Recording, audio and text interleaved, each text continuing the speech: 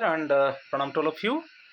Again, I am coming back to my channel, Asit Governmental Guru. Let's compete. Today, I will discuss pay fixation part 5. Already, 4 parts related to the pay fixation already I have uploaded. So it is the 5th part. So in this part, I will discuss fundamental rule 22, double I, triple I, and IV. Similarly, fundamental rule 22. B1A and B.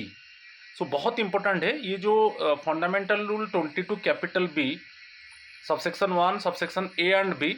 इसमें क्या है, यदि आपका promotion होता है direct recruitment में, direct recruitment और open competitive examination में आपका प्रमोशन होता है, तो आपका प्रोबेशन क्लियर के बाद ही आपको पे प्रोटेक्शन पे फिक्सेशन होगा.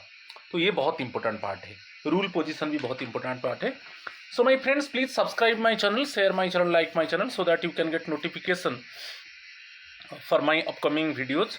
So you see my channel name, Asit Governmental Guru. Let's compete. Please subscribe my channel, like my channel, share my channel, so that you can get notification, and also you share my channel with your colleagues and friends. Also they can get benefit. If any queries there, you contact with me in my WhatsApp number 8327782034. If any doubt is there, I can clear your doubt. So now I am going to discuss 5th part related to the pay fixation. In this part you see it is fundamental rule 22 double I. इसमें the president may specify post outside the ordinary line of service be given officiating promotion in the cadre of the service. इसमें क्या है, यदि आप suppose deputation में चले गए कि foreign service, okay, so for temporary period of time you have given it means you leave your parent cadre post, and for temporary period of time you go for deputation or foreign service, and within this period यदि आपका parent cadre में आपका promotion होता है तो आपको proper promotion मिलेगा. तो ऑनरेबल प्रेसिडेंट एक्चुअली स्पेसिफाई किए हैं, ये क्लियरली ऑनरेबल प्रेसिडेंट स्पेसिफाई कर चुके हैं कि if you go for deputation and go for foreign service and within that period if in parent cadre if concern employee get promotion, then definitely he get proforma और officiating promotion. उसके ऊपर हम discuss करेंगे.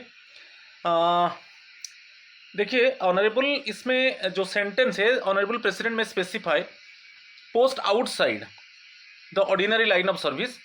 तो outside ordinary line of service जिसको बोलते हैं x cadre post, ठीक है. आप अदर कैडर में चले गए और डेपुटेशन में central government to suppose any other suppose particular department to another department की टू स्टेट गवर्नमेंट, ठीक है. तो इसमें याद रखिए जब एक्स कैडर पोस्ट में आप डेपुटेशन में चले गए अदर डिपार्टमेंट को, अदर कैडर को, और कि फॉरेन सर्विस में चले गए ऑटोनोमस बॉडी को, कि पब्लिक सेक्टर अंडरटेकिंग यानी लोकल बॉडी, ठीक है.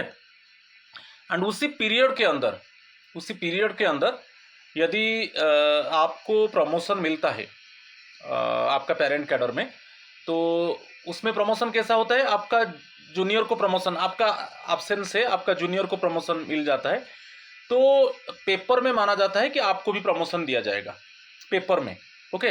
तो आपको भी नॉमिनल प्रमोशन मिलेगा, उसको प्रोफर्मा और ऑफिशिएटिंग प्रमोशन बोलते हैं, ठीक है.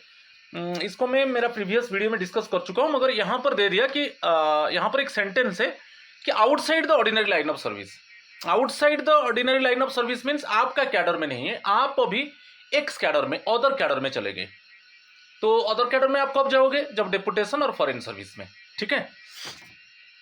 और उसमें क्लियरली मेंशन है कि आपको यदि आप एक्स कैडर में जाते हो, जैसे डेपुटेशन फॉरेन सर्विस में आप अदर कैडर में चले गए, तो आपको ऑफिशिएटिंग प्रमोशन मिलेगा. ये ऑफिशिएटिंग प्रमोशन को प्रोफर्मा प्रमोशन बोलते हैं, प्रोफर्मा प्रमोशन बोला जाता है, ठीक है. इसको हम बोलते हैं कि shadow promotion, officiating promotion, proforma promotion और शैडो प्रमोशन. तो उसके ऊपर एग्जाम्पल देने से आपको पता चल जाएगा, ठीक है. तो यहाँ पर आप देखिए एक एग्जाम्पल आप देख लीजिए.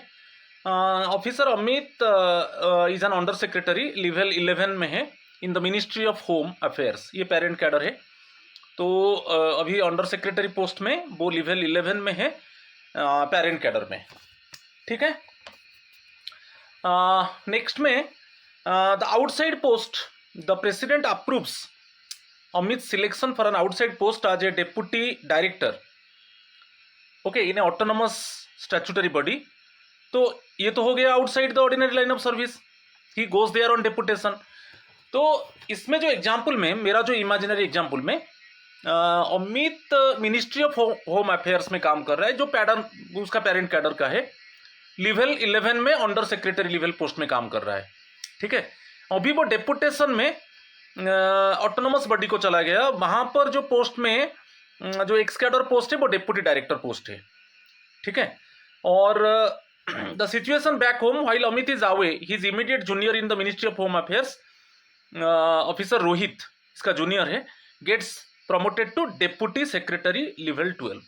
वो बोल रहा है कि जब अमित डेपुटेशन डिपार्टमेंट में काम कर रहा है, उसी टाइम के अंदर उसका जूनियर ऑफिसर रोहित को डेप्यूटी सेक्रेटरी लेवल 12 पोस्ट में प्रमोट कर दिया गया, ठीक है।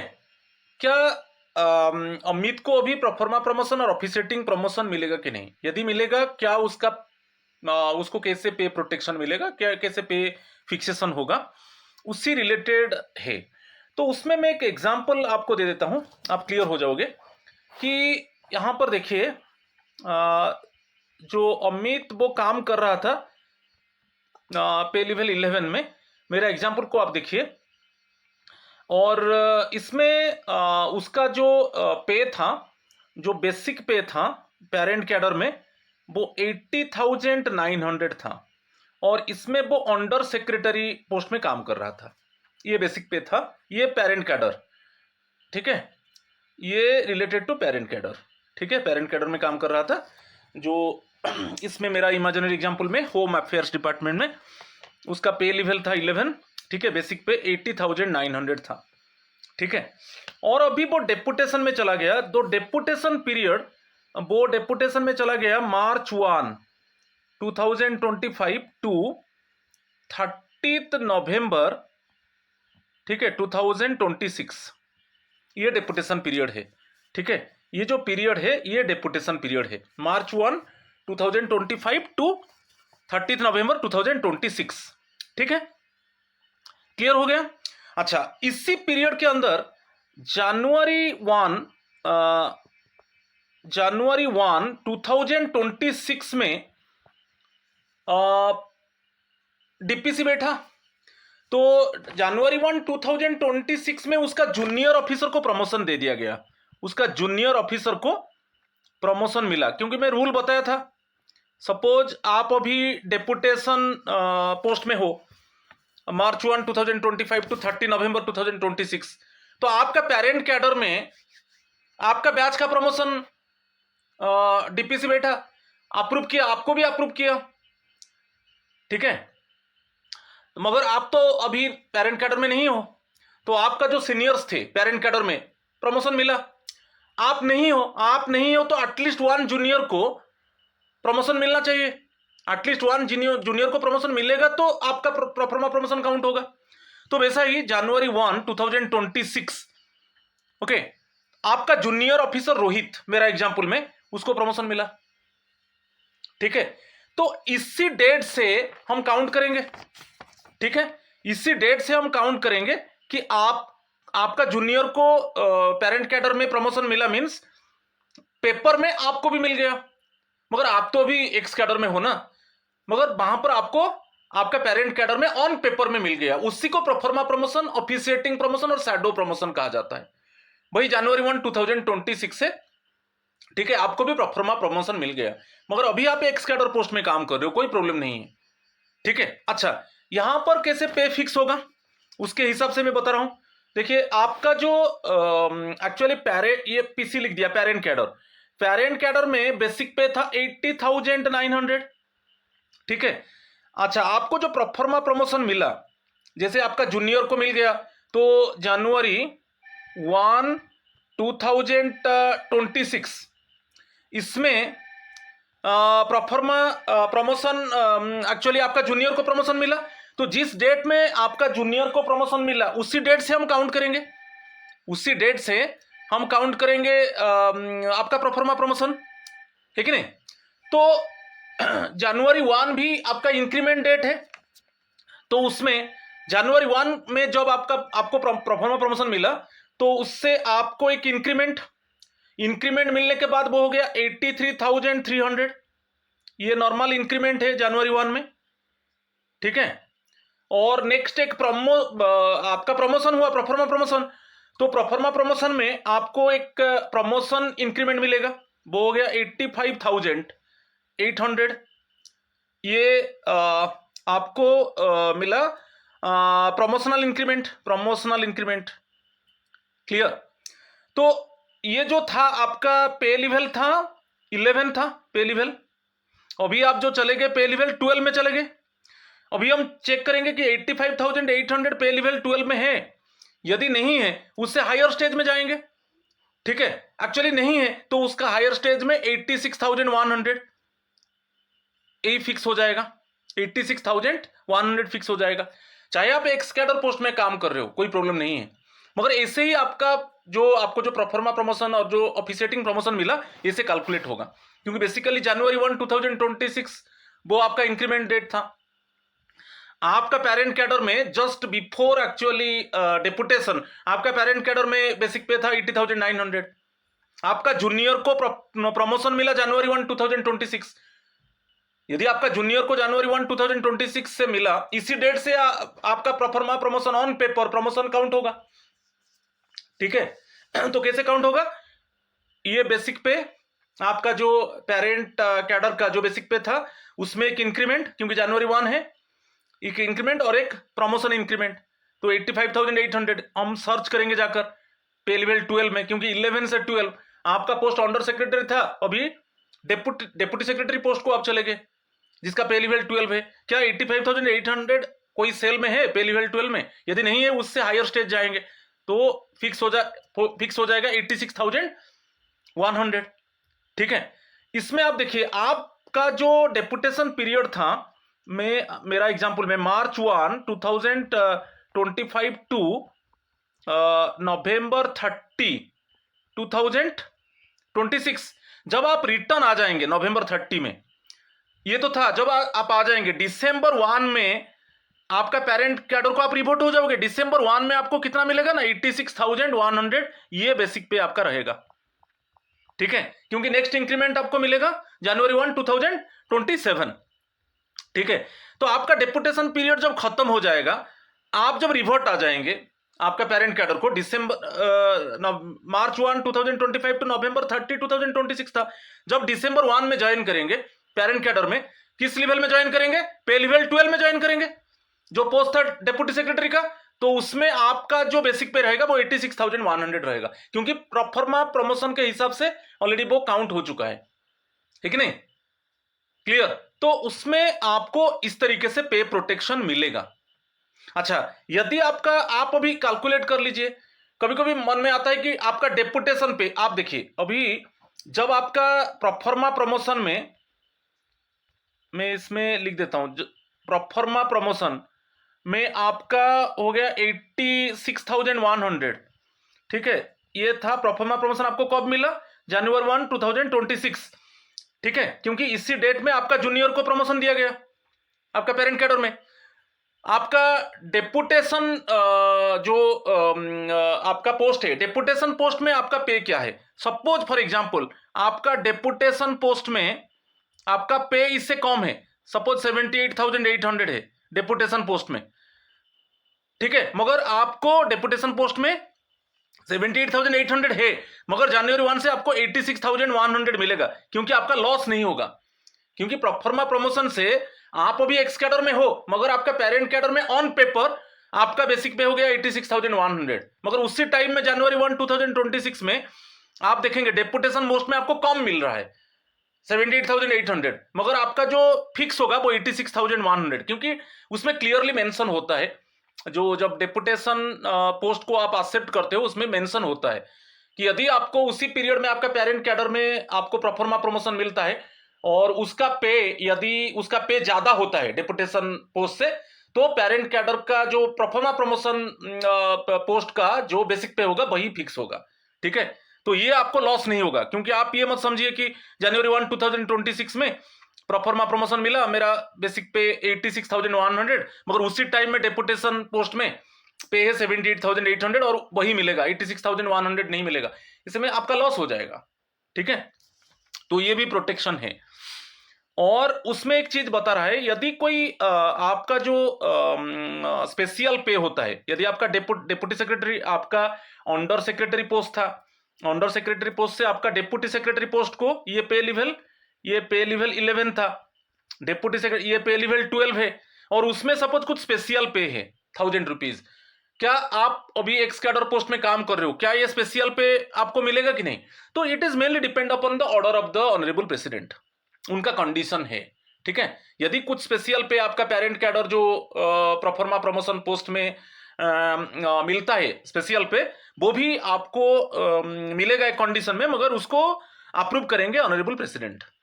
ठीक है, क्लियर? तो इस तरीके से पे प्रोटेक्शन मिलेगा, आपको कंफ्यूजन नहीं होना है। जब आप डेपुटेशन में चले जाते हो और फॉरेन सर्विस में चले जाते हो और उसी टाइम में आपका बैच का प्रमोशन होता है पेरेंट कैडर में, तो आपका जब आपका जूनियर, जिस डेट में आपका जूनियर को प्रमोशन दे दिया जाएगा, उसी डेट से आपको प्रोफर्मा प्रमोशन, ऑफिसिएटिंग प्रमोशन मिलेगा ऑन पेपर। ओके, चाहे आप यहां पर एक्स कैडर पोस्ट में काम कर रहे हो। ठीक है, तो ये बहुत इंपॉर्टेंट है और वहीं से कैलकुलेट होगा। जब आप रिवर्ट बैक आ जाएंगे, जब आप आपका पेरेंट कैडर को आ जाएंगे, तो उसके हिसाब से कैलकुलेट होगा, जो प्रोफर्मा प्रमोशन आपको मिला था और उसमें जो कैलकुलेशन था उसी के हिसाब से आपको पे मिलेगा जब आप पेरेंट कैडर में आ जाओगे। चाहे आपका एक्स कैडर पोस्ट में आपको ज्यादा मिलना था, वो नहीं मिलेगा। जब आप पेरेंट कैडर को आ जाओगे तो आपका जो प्रमोशन पोस्ट, जैसे आपका प्रोफर्मा प्रमोशन ऑफिसिएटिंग प्रमोशन में मैं कैलकुलेट किया, उसी के हिसाब से आपका बेसिक पे रहेगा। ठीक है, नेक्स्ट चीज है सेकेंड वन, रूल पोजीशन देखिए, fundamental rule 22 III, the appointment is treated as a lateral movement rather than a promotion involving higher responsibilities. अच्छा, इसमें देखिए ये जो लैटरल मूवमेंट रिलेटेड है, ये इसमें एक दो चीज आपको याद रखना है। सपोज आपका कोई जो न्यू पोस्ट है, कोई ड्यूटीज रेस्पॉन्सिबिलिटीज में कोई ग्रेटर इंपॉर्टेंस नहीं है, वही दिया, government servant is not considered to have assumed duties and responsibility of greater importance. New post carries the same pay scale. आपका ओल्ड पोस्ट, आपका new post pay level same है। Suppose इसमें pay level 8 था, इसमें भी पे level 8 है, कोई अलग नहीं है, और the new post carries a pay scale identical to his present pay scale, तो पे लेवल सेम है। ठीक है, ओल्ड पोस्ट न्यू पोस्ट में। तो और इसमें क्या है, कुछ ड्यूटीज रेस्पॉन्सिबिलिटीज कोई ज्यादा ग्रेटर इंपॉर्टेंस नहीं है, पे लेवल सेम है। पे लेवल सेम मींस इसको हम लैटरल मूवमेंट बोलेंगे, इसको हम लैटरल मूवमेंट, इसको प्रमोशन नहीं बोलेंगे। ओके, तो ये प्रमोशन नहीं बोलेंगे, यहां पर प्रॉब्लम नहीं है। तो यहां पर इसको लैटरल मूवमेंट, इसको प्रमोशन नहीं माना जाएगा, क्योंकि पे लेवल सेम है और लगभग ड्यूटीज एंड रेस्पॉन्सिबिलिटीज सेम है। तो याद रखिए, जो टर्म इसको लैटरल मूवमेंट बोलेंगे, इसको प्रमोशन नहीं बोलेंगे। ठीक है, ये जो फंडामेंटल रूल 22 III इसको बोल रहा है। Clear?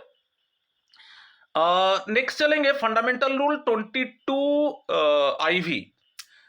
This clause deals with a government servant who is working on an x cadre post. अच्छा, इसमें क्या बताया कि आपको जो प्रोफर्मा प्रमोशन दिया जाता है, तो किसके ऊपर, क्या आपका पेरेंट कैडर का जो बेसिक पे, ना जो एक्स कैडर पोस्ट में आप काम कर रहे हो उसका बेसिक पे। याद रखिए, आपका जो पेरेंट कैडर में आपको प्रोफर्मा प्रमोशन ऑफिसिएटिंग प्रमोशन दिया जाएगा, वो पेरेंट कैडर का बेसिक पे के ऊपर आपको दिया जाएगा, ना कि आपको वो एक्स कैडर, आप बोलेंगे कि एक्स कैडर पोस्ट में मेरा जो बेसिक पे है उसी के ऊपर एक्चुअली मेरा जो प्रोफर्मा प्रमोशन काउंट होगा। नहीं, आपका पेरेंट कैडर में आपको प्रोफर्मा प्रमोशन मिलेगा, क्योंकि आप नहीं हो, आपका जूनियर को प्रमोशन दे दिया गया, और वहां पर पेरेंट कैडर का बेसिक पे के हिसाब से फिक्स होगा।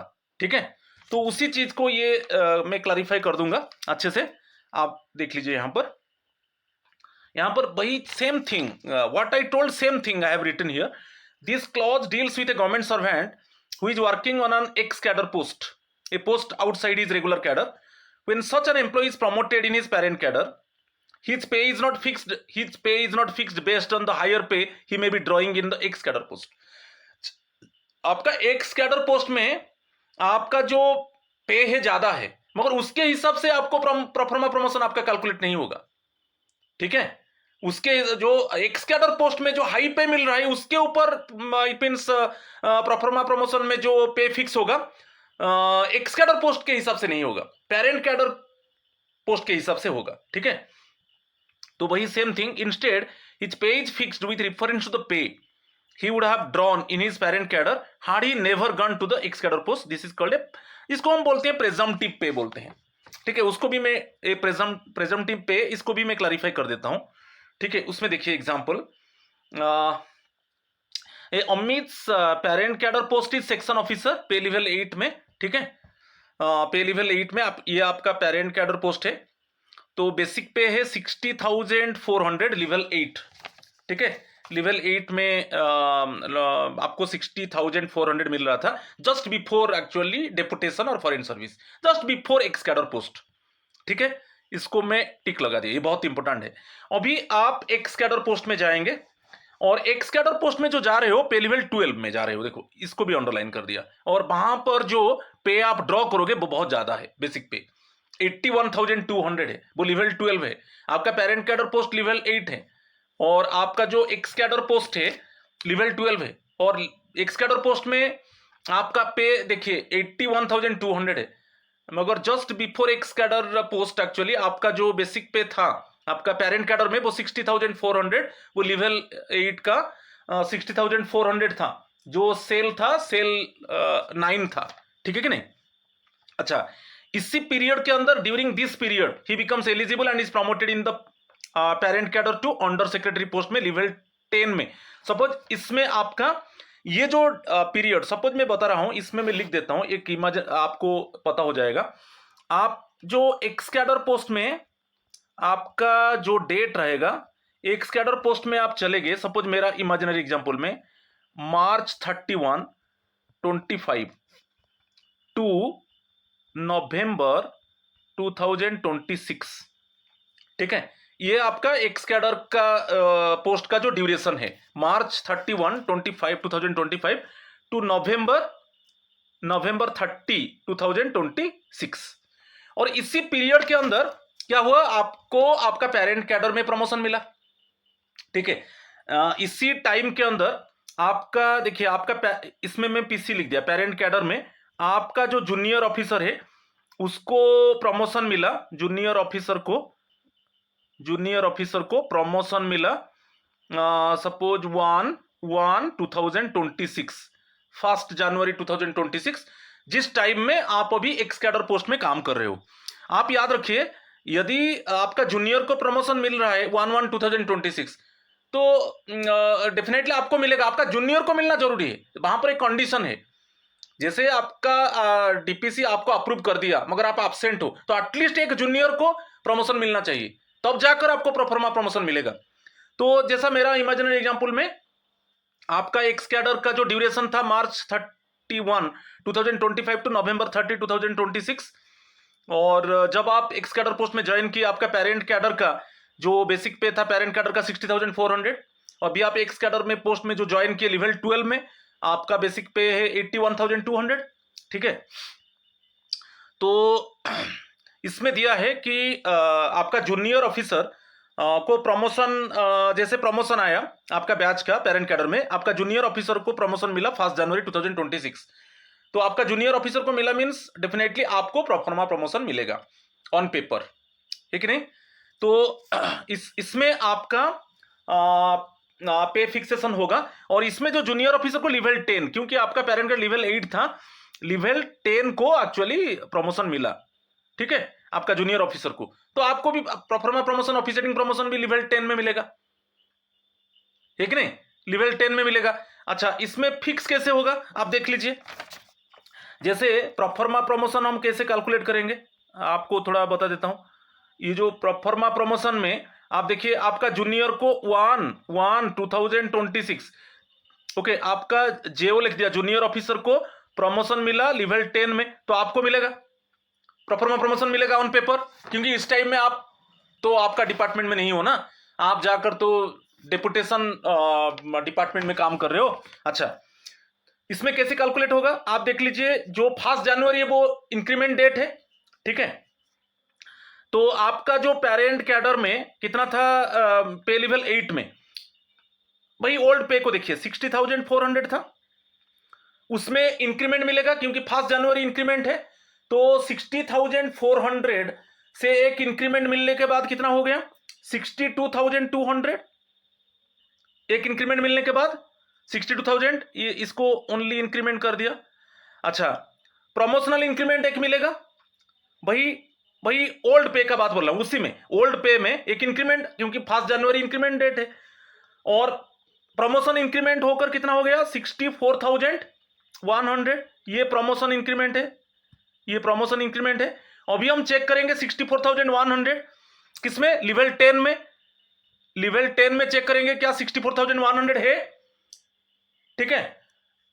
तो 64,100 हम चेक करेंगे लेवल 10 में, ठीक है। तो यदि लेवल 10 में 64,100 नहीं है, उससे हम थोड़ा हायर लेके फिक्स करेंगे, ये कि नहीं, तो उसी से हम हायर लेके फिक्स करेंगे, क्लियर। तो आप देख लीजिए, तो जैसे आपका जो प्रमोशन हुआ है लेवल 10 को हुआ है, लेवल 10 को हुआ है, तो 64,100 लेवल 10 में है कि नहीं, यदि लेवल 10 में नहीं है तो उसे हायर ले जाइए, ठीक है। सपोज फॉर एग्जांपल लेवल 10 में 64,100 हम चेक करेंगे, नहीं है, सपोज मेरा एग्जांपल में मैं ले लिया 66,000, तो यही फिक्स होगा आपका, जो प्रोफार्मा प्रमोशन में जो पे फिक्स होगा यही होगा, ठीक है। आप जब रिटर्न आ जाएंगे, आप कब रिटर्न आएंगे, आपका डेपुटेशन पीरियड खत्म हो जाएगा November 30, तब आप फिर आकर December 1 में पेरेंट कैडर में ज्वाइन करेंगे, December 1 2026, December 1 2026 आप आकर ज्वाइन करेंगे, तो अब आपका बेसिक पे क्या होगा 66,000, ठीक है। अभी क्लियर ऑन स्टूडेंट नॉट, क्योंकि January 1 2027 में आपको इंक्रीमेंट मिलेगा, तो ऐसे फिक्स होता है। अच्छा, आप देखिए जब आपका January 1 में 66,000 हुआ, तब आपका यहां पर जो पे लेवल 12 में एक्स कैडर पोस्ट में आप ड्रॉ करे थे 81,200, वो भी इंक्रीमेंट मिलेगा वहां पर, क्योंकि आप March 31 2025 में ज्वाइन किए थे एक्स कैडर पोस्ट में, वहां पर भी मिलेगा, वो बहुत ज्यादा पे है, तो बहुत ज्यादा नहीं। आप जब एक्स कैडर पोस्ट से डेपुटेशन पोस्ट की फॉरेन सर्विस में पोस्ट में आप गए थे, आप जब पेरेंट कैडर को रिवर्ट हो जाएगा, तो जो प्रोफार्मा प्रमोशन में जो कैलकुलेट हुआ था वही पे मिलेगा, चाहे वो एक्स कैडर पोस्ट में बहुत ज्यादा पे था, आप बोलेंगे कि मैं जब पेरेंट कैडर को रिपोर्ट हो जाएगा वही पे मिलेगा, वो नहीं, आपको उसी एक्स कैडर पोस्ट टाइम के अंदर यदि आपको प्रोफार्मा प्रमोशन मिला, वो कैलकुलेशन में बताया, ठीक है। आपका जिस डेट में आपका जूनियर को प्रमोशन मिलेगा, उसी डेट से आपका proforma promotion officiating promotion count होगा। और यहां पर जैसे मैं बताया 1 जनवरी 2026 में आपका जूनियर को प्रमोशन मिल रहा है लेवल 10 को, ठीक है। लेवल 8 था, आपका भी लेवल 8 था, तो आप नहीं हो तो आपका जूनियर को प्रमोशन दिया जाएगा लेवल 10 में। तो यदि जब जूनियर को दे दिया गया तब से माना गया पेपर में कि आपको भी प्रोफार्मा प्रमोशन मिला। तो कैसे ना, जो आपका पेरेंट कैडर का जो पे था 60,400 पे लेवल 8 में, उसमें एक इंक्रीमेंट मिलेगा और एक प्रमोशनल इंक्रीमेंट मिलेगा, और लेवल 10 को प्रमोशन हुआ तो लेवल 10 में हम चेक करेंगे कि लेवल 10 में एक्चुअली 64,100 है कि नहीं, ठीक है। यदि 64,100 नहीं है, उससे हम ज्यादा लेंगे, तो 64,100 नहीं है तो उससे ज्यादा हम हायर स्टेज में 66,000 है, उसी को लेकर हम फिक्स कर देंगे, और वही रहेगा जब आप रिटर्न आ जाएंगे आकर December 1 2026 में ज्वाइन करेंगे, मेरा इमेजिनरी एग्जांपल के हिसाब से, तो आपका जो बेसिक पे रहेगा आपका पेरेंट कैडर में 66,000 रहेगा, ठीक है। तो ये कैलकुलेशन होता है, ठीक है, क्लियर।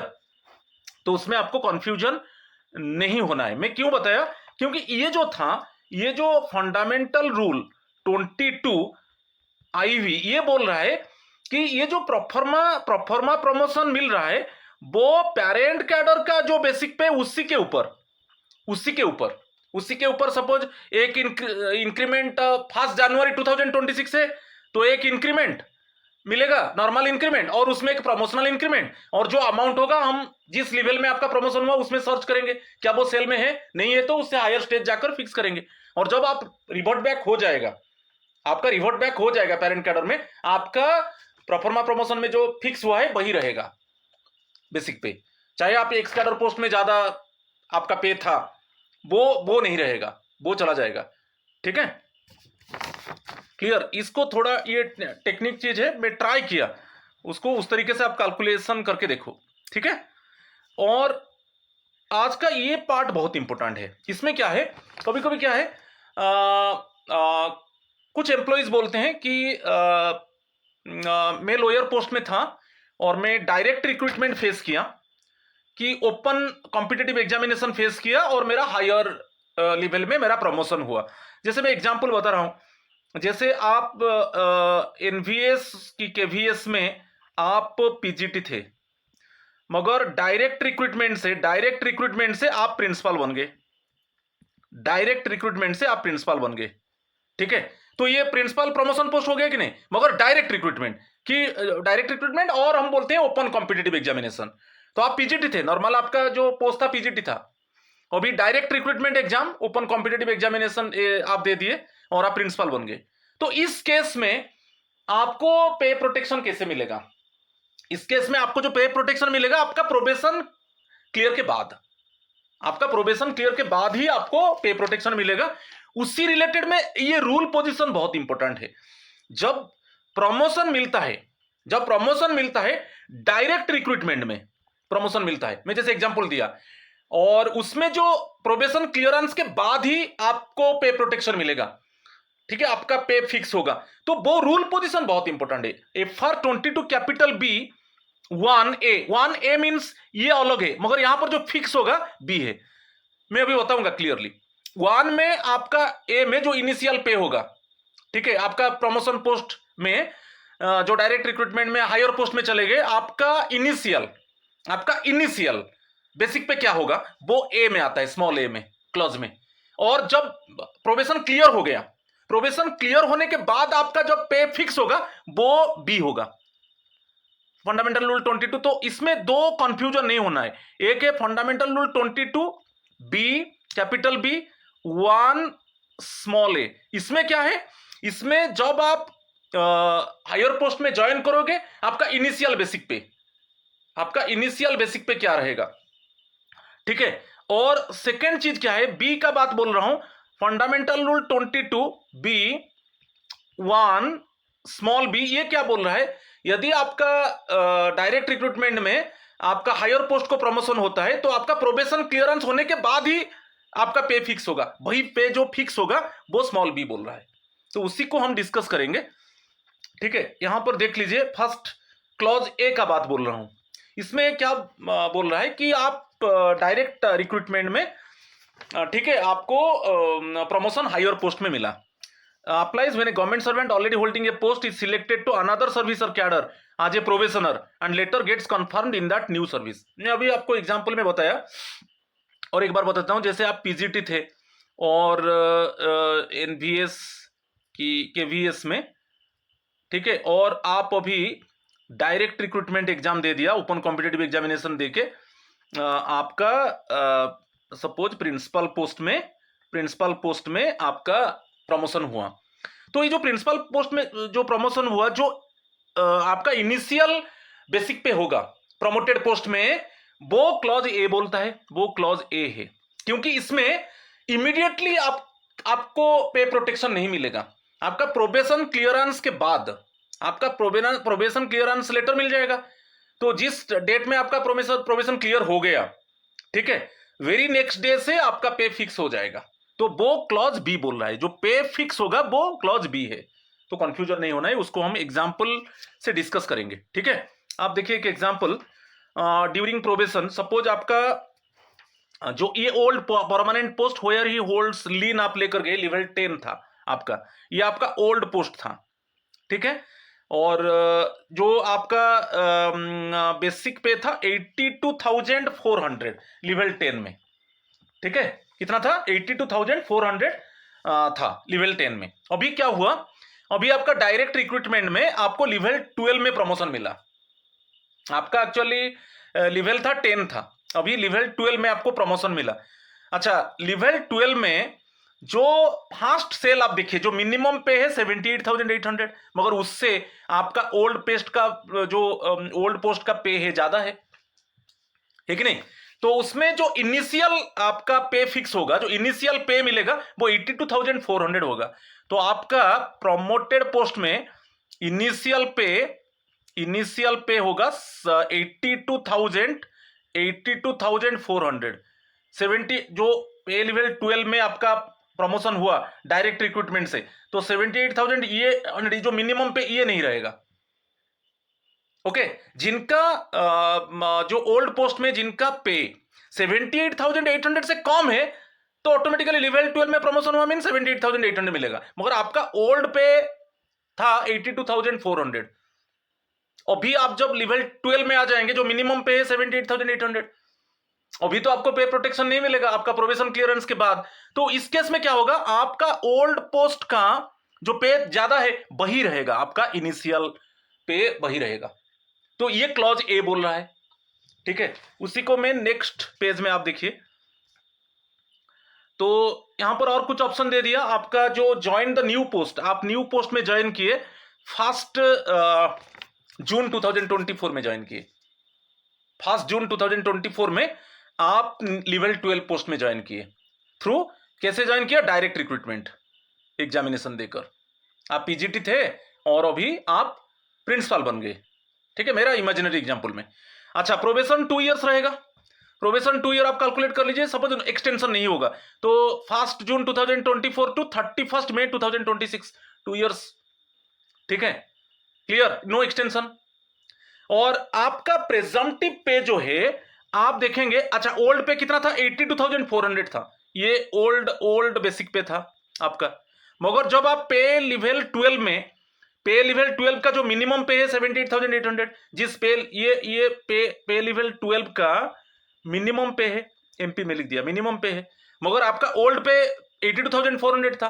तो आपका प्रेजम्पटिव पे जो लेवल 12 में आप प्रमोटेड पोस्ट में ज्वाइन कर रहे हो वही पे रहेगा 82,400। इनिशियली न्यू पोस्ट आपका लेवल 12 में 82,400 रहेगा, क्योंकि आपका जो ओल्ड पोस्ट का बेसिक पे ज्यादा है, ठीक है। सपोज आप यहां पर मैं एग्जांपल दे रहा हूं, सपोज आपका ओल्ड बेसिक पे सपोज 68,000 था, ये ओल्ड बेसिक पे था, अभी आप लेवल 12 में ज्वाइन किए, लेवल 12 का मिनिमम पे क्या है? 78,800। तो आपका इनिशियल बेसिक पे क्या होगा प्रमोटेड पोस्ट में, हायर पोस्ट में 78,800। मगर वो सिचुएशन यहां पर नहीं है, आपका ओल्ड पोस्ट का जो बेसिक पे बहुत ज्यादा है, तो वही रहेगा आपका इनिशियल, ओके, इनिशियल बेसिक पे रहेगा पे लेवल 12 में जब आप ज्वाइन करोगे, क्योंकि उसमें आपको लॉस नहीं होगा। तो अभी तो आपको पे प्रोटेक्शन नहीं मिलेगा, पे प्रोटेक्शन मिलेगा after clearance of probation. Clear हो गए फर्स्ट? तो आपका प्रेजम्पटिव पे यही रहेगा 82,400। ओके, कभी कभी कंफ्यूजन होता है कि हम हायर पोस्ट में ज्वाइन कर लिए और अभी तो पे प्रोटेक्शन नहीं मिलेगा प्रोबेशन क्लियरेंस के बाद, और जो लेवल 12 में हम ज्वाइन किए उसका मिनिमम लेवल पे है 78,800 और वही मिलेगा। नो नो नो, आपका यदि आपका ओल्ड बेसिक पे ज्यादा है, वही ज्यादा पे ओल्ड बेसिक पे यदि ज्यादा है, जैसे यहां पर ज्यादा है क्या है ना, 82,000, देखिए ये ओल्ड का, और जब न्यू का ज्वाइन करोगे ये मिनिमम पे है, तो 82,400 ज्यादा है, ठीक है, ज्यादा है मीन्स यही आपका इनिशियल बेसिक पे रहेगा पे लेवल 12 में आप जो प्रमोटेड पोस्ट में ज्वाइन करोगे थ्रू डायरेक्ट रिक्रूटमेंट, ठीक है, क्लियर। तो इसमें एक लास्ट सेंटेंस देखिए, दस ही डज नॉट लूज पे merely because he is on probation, ठीक है। अच्छा, नेक्स्ट हम देखेंगे इंक्रीमेंट अभी आ जाएगा, क्योंकि हम जो डेट था, आप किस डेट में ज्वाइन किए प्रमोटेड पोस्ट में थ्रू डायरेक्ट रिक्रूटमेंट ना, 1/6/24 में, ठीक है। तो आपका जो इंक्रीमेंट डेट फिक्स होगा 1/1/2025, मिनिमम 6 मंथ्स क्वालिफाइंग सर्विस चाहिए, मिनिमम 6 मंथ्स क्वालिफाइंग सर्विस, तो आपका फर्स्ट इंक्रीमेंट मिलेगा 1 जनवरी 2025, ठीक है। तो उसमें आपको एक इंक्रीमेंट मिलेगा, तो उसमें जो फिक्स हुआ था 82,000 कितना था, 400 था। इसमें आपका 82,400, ये वही ओल्ड पे के हिसाब से चल रहा है, ओल्ड पे के हिसाब से चल रहा है, ठीक है। उसी के ऊपर इंक्रीमेंट एक मिला, वो हो गया 84,900 आफ्टर इंक्रीमेंट। फिर अगेन 1/1/2026 फिर अगेन इंक्रीमेंट आ गया 87,400। फिर आपका प्रोबेशन क्लियर हुआ 31 मई 2026, ठीक है। तो आपका जो अभी फिक्स होगा पे, जो पे फिक्सेशन होगा, आपका प्रोबेशन क्लियर हो गया, प्रोबेशन क्लियर होने के बाद आपका जो पे फिक्स होगा वो 1 जून 2026 में आपका पे फिक्स होगा, ठीक है। ये जो इसमें जो पे फिक्स होगा कैसे होगा मैं बता रहा हूं आपको, आप देखिए। अच्छा, आपका जो कॉन्फर्मेशन हो गया, कॉन्फर्मेशन में ये क्लॉज है, इसी में आपको आपका पे फिक्स होगा। तो ये जो क्लॉज बोल रहा है FR22B1B जो पे फिक्स होगा, मगर ये जो स्मॉल ए क्लॉज क्या है, स्मॉल ए क्लॉज क्या बोल रहा था कि वो बोल रहा था कि यदि आप promoted through direct recruitment higher post में आप ज्वाइन किए, आपका जो इनिशियल बेसिक पे होगा, यदि ओल्ड बेसिक पे जिस पे लेवल में आप ज्वाइन किए उसका मिनिमम पे लेवल से ज्यादा होगा ओल्ड बेसिक पे, तब वो ओल्ड बेसिक पे आपका इनिशियल बेसिक पे रहेगा हायर पोस्ट में।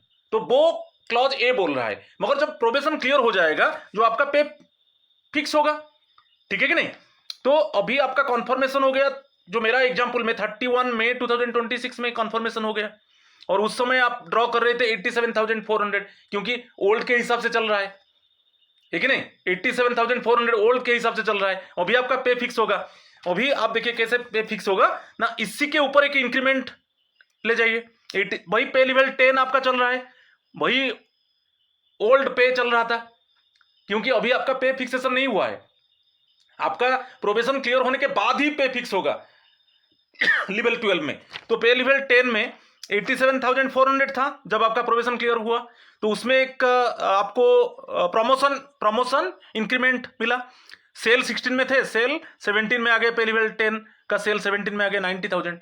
अभी हम देखेंगे ये 90,000 पे लेवल 12 में है कोई सेल में, यदि नहीं है उसे हायर स्टेज हम ले जाएंगे।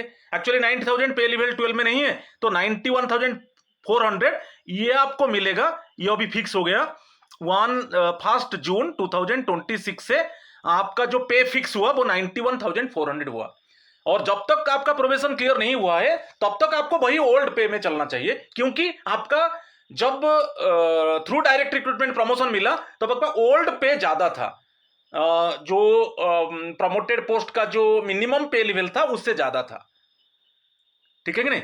तो इस तरीके से आपका फिक्सेशन होता है। मैं यहां पर एक टेबल में बता रहा हूं और अच्छा क्लियर हो जाएगा। देखिए ये डायरेक्ट रिक्रूटमेंट में आप यहां पर देखिए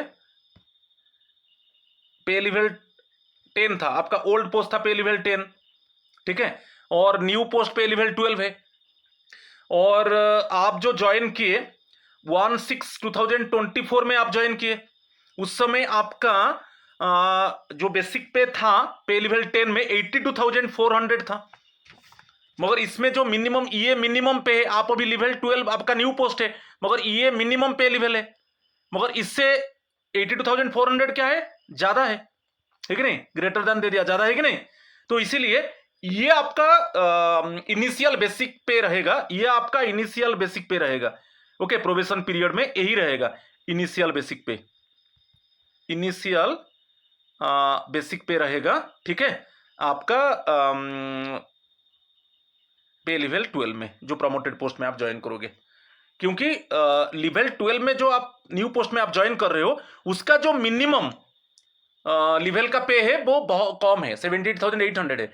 मगर आपका ओल्ड पोस्ट जो था लेवल 10 में थे, आपका सेल 14 में था 82,400, और वो ज्यादा है तो आपको लॉस नहीं होगा, तो इसलिए आपका वही पे रहेगा इनिशियल बेसिक पे। अभी आपको पे प्रोटेक्शन जो मिलेगा, पे फिक्स होगा आफ्टर क्लियरेंस ऑफ प्रोबेशन, अभी वही ओल्ड पे के हिसाब से चलेगा। एक इंक्रीमेंट मिलेगा 1 जनवरी 2025 84,900, फिर एक प्रमोशन मिलेगा, इंक्रीमेंट मिलेगा 1/1/2026 87,400, और आपका प्रोबेशन क्लियर कब हुआ? 31/5/2026 में आपका प्रोबेशन क्लियर हुआ, 31/5/2026 तक। तो आपका पे फिक्स कब होगा ना? 1/6/2026 में यहां पर लिख दिया हूं, तो इसमें आपका पे फिक्स होगा, ठीक नहीं? क्योंकि प्रोबेशन क्लियर हो गया। फिर ओल्ड लेवल में चलिए, ओल्ड लेवल में 87,400 था, ये था, तो इसमें एक प्रमोशनल इंक्रीमेंट मिलेगा। प्रमोशनल इंक्रीमेंट देखिए 90,000 हो गया। तो ये जो 90,000 अभी हम चेक करेंगे लेवल 12 में है कि नहीं। लेवल 12 का सेल देखिए 90,000 है कि नहीं, तो 90,000 नहीं है तो उससे आप ज्यादा लेकर 91,400 यही आपका पे फिक्स हो जाएगा फ्रॉम 1 जून 2026।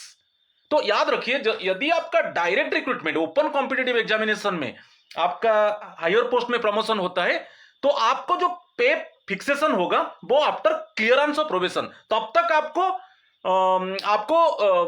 क्या करना है, आपको सोचना है कि आपका ओल्ड पे क्या था। यदि आपका, जब आप प्रमोटेड पोस्ट में चले गए, यदि आपका ओल्ड बेसिक पे ग्रेटर देन मिनिमम एमपी, जो मिनिमम पे ऑफ जो प्रमोटेड पोस्ट है लेवल 12 इससे है, तो ओल्ड बेसिक पे ही रहेगा आपका, बेसिक पे रहेगा, और उसी के ऊपर कैलकुलेट करके हम चलेंगे। जो इंक्रीमेंट, 2 इंक्रीमेंट मिलेगा, जैसे मेरा इमेजिनरी एग्जांपल में 1/1/2025, 1/1/2026। ओके, जब आपका प्रोबेशन क्लियर हो जाएगा तो आपका जो मेरा एग्जांपल में, तो आपका पे फिक्सेशन होगा 1 जून 2026। कैसे फिक्स होगा? तो आपका जब प्रोबेशन क्लियर हुआ तब आपका ओल्ड लेवल में आपका पे क्या था? 87,400। उसी में एक प्रमोशनल इंक्रीमेंट देख लीजिए, 90,000 हो गया। तब हम पे लेवल 12 में देखेंगे सेल में क्या 90,000 है, नहीं है तो उससे हायर अमाउंट, उससे हायर स्टेज में जाकर हम फिक्स कर देंगे। तो 1/6/2026 से आपका जो बेसिक पे रहेगा 91,400 रहेगा, ठीक है। तो ये मैं बहुत ट्राई किया आपको क्लैरिफाई करने के लिए। तो आज ये मेरा 5th पार्ट था। तो पे फिक्सेशन के ऊपर मैं 5 पार्ट्स डाल दिया लगभग। आप 5 पार्ट्स को अच्छे से देखेंगे, if you try to listen properly with patience, then definitely you can get information, so that in subsequent time, forthcoming time, when if you want to fix the pay, so that easily you can do it without any confusion, ठीक है। थोड़ा topic typical है और मैं try किया। If any suppose from, if you detect any lacuna और suppose disadvantage from my side, please actually forgive me, but I have tried my best to clarify actually it with numerical example. Okay, तो आज इतना ही है। Thank you and नमस्कार to all of you.